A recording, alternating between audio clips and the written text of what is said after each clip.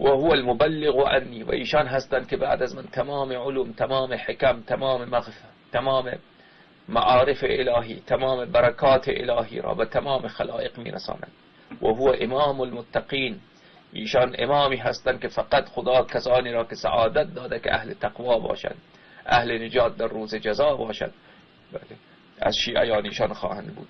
و قائد الغر المحجلین، ایشان روز قیامت می آیند، تشریف می آورند و شیعیانشان که هر کدامشان غر محجل هستند، چهرهایشان از شدت نور مانند ماهتاب شب 14 هر شیعی دنیا را روشن می سازد.